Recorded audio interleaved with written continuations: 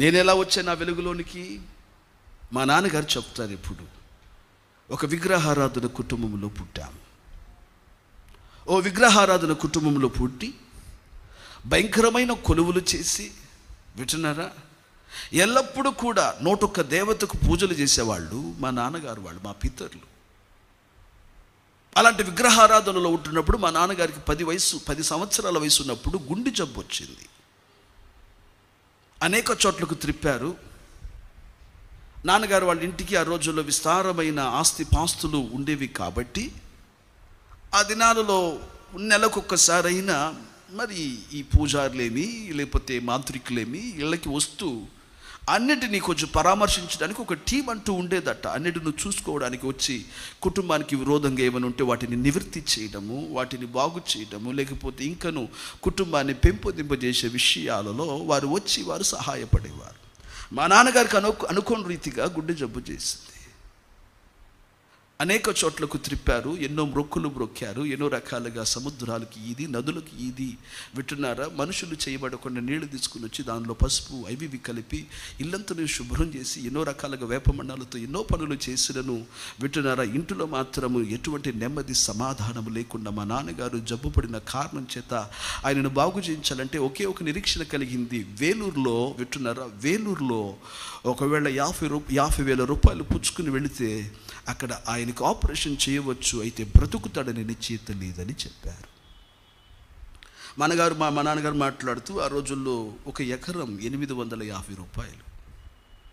ఆ రోజుల్లో ఒక ఎకరము 850 రూపాయలు. 850 రూపాయలు అని అంటే ఇంచుమించు ఎంత కావాలి? 50,000కి ఎన్ని ఎకరాలు అమ్మాలి? అమ్మో, ఇది వల్ల కాని పరిస్థితి అనుకుని ఇక వీడు ఉన్నంత కాలం ఉంటారని అనుకున్నారు. వినాలి నా మాట.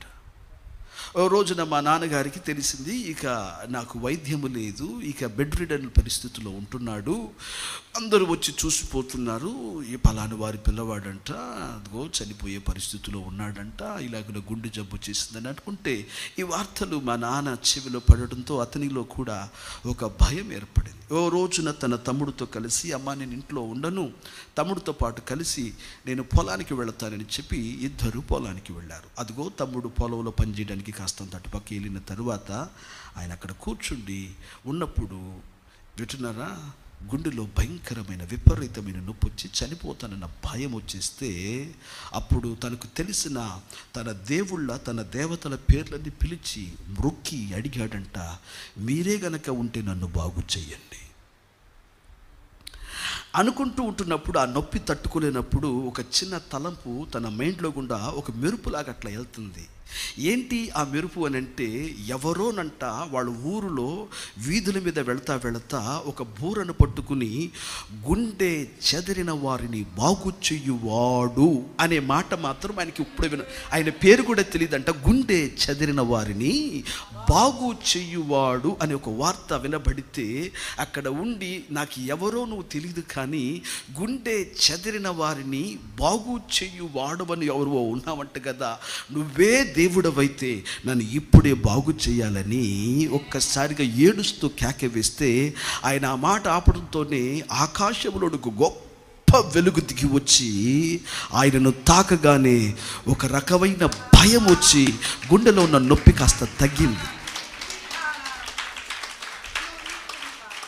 ఇంటికి వచ్చిన తర్వాత వాళ్ళ అమ్మతో మాట్లాడుతూ, అమ్మ నేను ఇలా పొలానికి వెళ్ళాను, చెప్పడానికి కూడా భయపడి అమ్మేమంటుందోనని ఇలా నేను పొలానికి వెళ్ళినప్పుడు అక్కడ చెప్పిన మాట ఏంటంటే, నాకు బాగా నొప్పి వచ్చిందమ్మా, మనం పూజిస్తున్న అందరినీ నేను పిలిచాను, ఎవరు రాలేదు, అయితే నేను ఎందుకో ఈ ఒక మాట అనుకున్నానమ్మా, ఒక గొప్ప వెలుగు వచ్చింది నా దగ్గరికి అని అంటే, వెలుగంటే మనోళ్ళలో ఎవరున్నారా?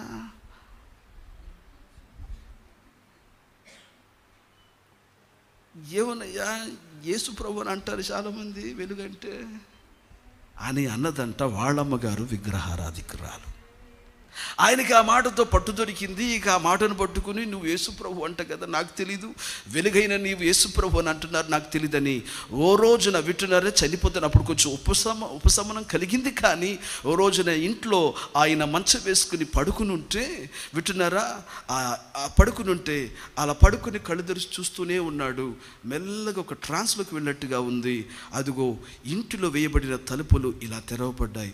చూస్తూ ఉన్నప్పుడు వింటున్నారా, చూస్తూ ఉన్నప్పుడు ఎక్కడో దూరములో ఒక చిన్న గుడ్డి వెలుగు లాంటి ఒక చిన్న వెలుగు వెలుగుతుంది. అలాగనే చూస్తూ ఉన్నాడంట. ఆ వెలుగు అక్కడి నుంచి దగ్గరకు వస్తూ వస్తూ వస్తూ ఉండి గుమ్మం దగ్గరికి వచ్చేటప్పటికి పండు ముసలివాడు తల్లిని గడ్డం వేసుకుని చేత ఒక కర్ర పట్టుకుని వచ్చి గుమ్మ ఎదుట తళతళలాడుతూ నిలబడ్డాడు. మా నాన్నగారు చూస్తూనే ఉన్నారంట. చూస్తూనే ఉన్నప్పుడు ఆ కర్రని లోపలికి వచ్చేసి తన కర్రను గోడకు ఆనిచ్చి అక్కడ ఒక బల్ల ఉంటే బల్ల తీసుకుని వచ్చి వింటున్నారా మా నాన్నగారు ముందర పెట్టి అంటున్నప్పుడు అప్పుడు మా నాన్నగారు ఆయన చూసి అన్నారంట, తాత, ఊర్లో ఉన్న వాళ్ళందరూ నేను చచ్చిపోతానని చెప్పుకుంటున్నారు. నేను చచ్చిపోతాను తాత, నేను బతకలేనా తాత అంటుండగానే ఆయన దగ్గరకు వచ్చి ఈ గుండె దగ్గర గుండెను చీల్చి ఆ గుండెను తీసి ఆ బల్ల మీద పెట్టి దానిని పరిశీలన చేసిన తర్వాత ఆ గుండెను లోపల పెట్టి భయపడవద్దు, నేను నీకు తోడై ఉన్నాను అని వెళ్ళడంతో మా నాన్నకి ఆ 10 సంవత్సరాలలో ప్రభు చేసిన గుండె ఆపరేషనే ఇప్పటికి మా నాన్నగారికి 78 సంవత్సరాలు, నేటికి గుడ్డి బాగానే పనిచేస్తుంది. దేవుని స్తోత్రం. చాలా గట్టిగా. ఈ మధ్యలోనే ఆరోగ్యం బాగోలేదని హాస్పిటల్కి తీసుకుని వెళ్తే బైపాస్ సర్జరీ చేయాలి అన్నారు. నాకు డౌట్ ఏంటి, నువ్వు కదా ముట్టింది మళ్ళీ బైపాస్ అంటాడేంటి వీడు, నువ్వు బాగు చేసిన గుండెకాయ మీద ఒక కత్తి పడడం ఏంటి ఇప్పుడు ఆలోచన. ప్రార్థన చేశాం. మన సంఘంలో ఉంటున్న నమ్మకమైన దేవుని బిడ్డలు సిస్టర్ లలితాని కానీ బ్రదర్ శామ్ని కానీ సంప్రదించాం. 3 డాక్టర్లు అడిగితే 3 బైపాస్ సర్జరీ అన్నారు. వారి దగ్గర పంపిస్తే డాక్టర్ గారు అన్నారు, బైపాస్ అక్కర్లేదు, స్టెంట్ వేద్దాం. స్టెంట్ వేద్దామని ఆయన చూపించిన తర్వాత స్టెంట్ వేద్దాం, కష్టమైన స్థలాలలో స్టెంట్ వేయాలి, but still we can make it అని అన్నారు. మనం చేద్దాం, బట్ ఒకసారి పేషెంట్ తీసుకురండి చూద్దాం. ఆ రోజున పేషెంట్ తీసుకెళ్ళాము అక్కడికి, నాన్నగారిని తీసుకెళ్ళాను కూర్చోబెట్టి. డాక్టర్ గారు చూస్తున్నాడు. నేను ఒక ఎగ్జామినేషన్ ఇస్తాను, అది చేయించండి, ఆ పరీక్ష చేసినాక స్టెంట్ వేద్దామో లేదో చెప్తాను అన్నాడు. ఆ పరీక్ష చేసిన తర్వాత అన్నాడు, స్టెంట్ కూడా అక్కర్లేదు, మందులతో ఇది కరికించవచ్చు అని అన్నాడు. స్తోత్రం చెప్పాలి గట్టిగా. హల్లెలూయా. గుండె చెదిరిన వారిని బాగు చెయ్యువాడు. అప్పుడు మా నాన్న అనుకున్నాడంట, నేను చచ్చిపోతాను అంటున్నారు, నాకు పెళ్ళైద్దని తెలియలా, ఒకవేళ పెళ్ళైతే నాకు గనక పిల్లలు పుడితే నా పిల్లలందరినీ నా పిల్లలందరూ నీ సేవే చేస్తామంటూ మేము ఇటు వచ్చి పడ్డామన్నమాట. స్తోత్రం చెప్పు గట్టిగా. హల్లెలూయా. మంచి చెప్పాలి. హల్లెలూయా. మా నాన్నగారు ఒక్కడు రక్షణ పొందుట వలన గ్రామంలో ఉన్నవారు, ఏమిరా ఆ యేసు ప్రభువును నువ్వు నమ్ముతావా, ఆ దేవుడు నీకు కావాలా అని ఊర్లో వారు 21 మార్లు మా నాన్నగారిని ఊర్లో నుంచి వెలివేశారట.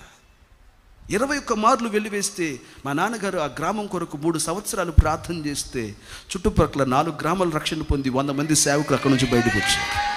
స్తోత్రం చెప్పు గట్టిగా. హల్లెలూయా. ఎందుకు ఇదంతా ఎక్కడ మొదలైంది? క్రీస్తుని యొక్క సువార్త ప్రకాశము ఆ రోజు వీధులలో వినబడుతుంది. ఏమని? గుండె చెదిరిన వారిని బాగు చేయువాడు ఆయనే. దేవునికి స్తోత్రం కలుగునుగా. అదే రీతిగా ఆ రోజు నుండి మనకు కూడా ఎవరో ఒకరి ద్వారా సువార్త ప్రకటించబడుతుంది. రేడియోలో వింటున్నాం, మనం టీవీలో వింటున్నాం, వీధి కూటాల్లో వింటున్నాం, సువార్త కూటాల్లో వింటున్నాం. మన అమ్మ నాన్న మన పితరులు ఏదో ఒక వ్యాధిలో ఏదో ఒక బలహీనతలో నుంచి యేసయ్య సువార్త విన్నారు. వారు వింటున్నప్పుడు చిమ్మ చీకట్లో ఉన్నారు. అయితే సువార్త వెలుగువలే ప్రకాశించగా వారిలో ఉన్న చీకటి యావత్తు పారద్రోలబడింది. యేసుని నామం. హల్లెలూయా.